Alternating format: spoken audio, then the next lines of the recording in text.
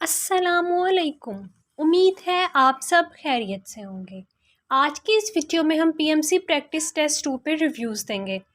PMC practice test 2 में आपका जो मेजर प्रॉब्लमेटिक पार्ट था वो बायोलॉजी का था।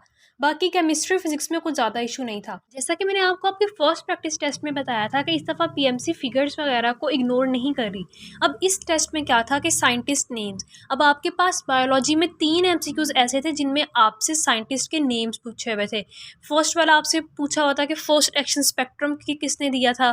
उसके बाद मेंटेनेंस ऑफ प्योर कल्चर वाला एक एमसीक्यूज था। और फिर the who opposed A biogenesis, ये एमसीक्यूज था। यानी अब आपने डेट्स कि किस डेट में किस साइंटिस्ट ने क्या काम किया, ये चीज़ आपको फिंगर टिप्स पे होनी चाहिए कि आपसे अब साइंटिस्ट का नेम पूछ लें या आपसे वो डेट पूछ लें तो आप इजीली उसका आंसर कर सको। सेकंड जो चीज़ थी वो थी टर्नओवर नंबर। ये टर्म पीटीबी बुक में यूज़ नहीं की गई लेकिन इसको आपके एमसीक्यूज में पूछा गया था। अब इसका सलूशन ये है कि आप लोग अपनी बुक्स के साथ साथ फेडरल की बुक्स को भी लाजमी रीड करें क्योंकि उसमें बहुत सी एडिशनल इन्फॉर्मेशन है। अब टर्नओवर नंबर क्या होता है कि एक टाइम में एंजाइम जो है वो कितने सबस्ट्रेट मॉलिक्यूल को प्रोडक्ट्स में कन्वर्ट कर रहा है, ये उसका टर्नओवर नंबर होता है। इसके बाद आपके पास जो थर्ड पॉइंट था वो सेपोनिफिकेशन का था। सेपोनिफिकेशन से एफएससी के बच्चे आप लोग हाउ ना होगी उस आपकी सेपोनिफिकेशन से कि सेपोनिफिकेशन क्या है, लेकिन बायोलॉजी में सेपोनिफिकेशन का कहीं जिक्र नहीं है।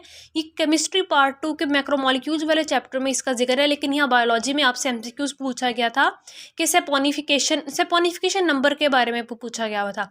अब सेपोनिफिकेशन नंबर क्या होता है? सेपोनिफिकेशन नंबर फैटी एसिड्स के मॉलिक्यूलर वेट को डिस्क्राइब करता है।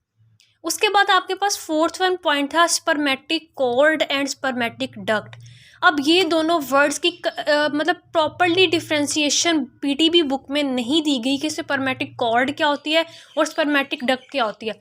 अब इसके बारे में एमसीक्यूज ये था कि क्या ये सेम है, लेकिन क्या ये सेम है या डिफरेंट है। तो इसका ऑप्शन था कि डिफरेंट है, ये एक नहीं है। अब डिफरेंट किस तरह से कि स्पर्मेटिक कॉर्ड जो होती है वो स्क्रोटम में होती है, वो टेस्टिस को वहाँ पे सपोर्ट करती है स्पर्मेटिक कॉर्ड। और स्पर्मेटिक डक्ट वो डक्ट होते हैं जिससे स्पर्म्स आपके टेस्टिकल से बॉडी से आउटसाइड जो है वो मूव कर जाते हैं। स्पर्मेटिक डक्ट वो होती है। अब लास्ट वन पॉइंट आपके पास है स्पाइनल कॉर्ड। स्पाइनल कॉर्ड में से एक एमसीक्यूज ये आया हुआ था कि आपसे लेंथ ऑफ स्पाइनल कॉर्ड पूछी हुई थी। अब length of spinal cord PTB की बुक में मेंशन नहीं है तो आपने उसे मेमोराइज कर लेना कि वो 40 to 50 सेंटीमीटर है। बायोलॉजी के पोर्शन में इसके अलावा मुझे कोई मेजर इशू नज़र नहीं आया, बाकी आपका पेपर काफ़ी आसान था। और इसके अलावा फिजिक्स का पेपर आप ऑब्जर्व करें कि फर्स्ट प्रैक्टिस टेस्ट में भी और इस प्रैक्टिस टेस्ट में भी बहुत सिंपल आपका पेपर आ रहा है, कोई बहुत मुश्किल नहीं है। सिंपल एफएससी लेवल के आपसे क्वेश्चंस पूछे जा रहे हैं। लेकिन फिजिक्स में इस प्रैक्टिस टेस्ट 2 में जो 2 चीज़ें मैंने देखी, वो फर्स्ट ये था कि माइकलसन इंटरफेरोमीटर। ये आपके सिलेबस का पार्ट नहीं है लेकिन इसमें वो पूछा गया था कि इसमें कौन सी लाइट जो है उसने यूज़ की थी। तो आप इस एक्सपेरिमेंट को एक दफ़ा अच्छे से रीड आउट कर लीजिएगा। दूसरा जो पॉइंट था फिजिक्स में वो था रिपल फैक्टर का।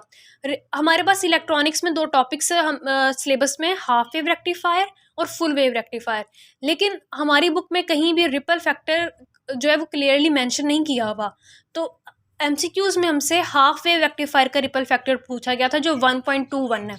अब इसके साथ आप फुल वेव रेक्टिफायर का भी याद कर लें कि फुल वेव रेक्टिफायर का रिपल फैक्टर 0.4 होता है। बाद हमारे पास पोर्शन था केमिस्ट्री का। केमिस्ट्री में एज सच कोई खास कंट्रोवर्शियल चीज़ नहीं थी। मैक्रोमोलिक्यूल्स वाले चैप्टर्स में से प्रोटीन्स वगैरह जो मैंने लास्ट टाइम भी आपको बताया था कि आपने मैक्रोमोलिक्यूल वाला जो चैप्टर है उसको थॉरोली प्रिपेयर कर लें, कार्बोहाइड्रेट प्रोटीन्स जो भी है। इसके अलावा केमिस्ट्री के पोर्शन में एज सच कोई इशू नहीं था और कोई आउट ऑफ सिलेबस या कोई भी ऐसी वियर्ड चीज़ नहीं थी। इंग्लिश का पोर्शन भी आपका पहले की तरह बहुत ईजी था, टेंसेस वगैरह, सब्जेक्ट वर्ब एग्रीमेंट। और एक बात, यहाँ इस दफ़ा जो प्रैक्टिस टेस्ट 2 है इसमें वोकैबुलरी का आपसे एक भी एमसीक्यूज नहीं पूछा गया, ठीक है। तो आप जस्ट ये नहीं है कि अब बच्चों को ये कोई कन्फ्यूजन होती है हम लोग कहाँ से याद करें।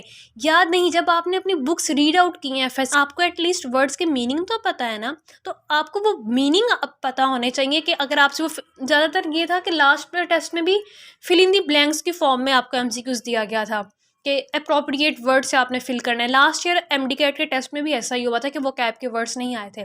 तो आप कम से कम इतना अटेम्प्ट कर सको कि उस अप्रोप्रिएट वर्ड से आप अपनी ब्लैंक को फिल कर सको। उम्मीद है कि आपको आज की वीडियो समझ आ गई होगी। वीडियो को लाइक करें और चैनल को सब्सक्राइब करें ताकि आने वाली वीडियोज़ आप तक पहुँचती रहें। अल्लाह हाफ़िज़।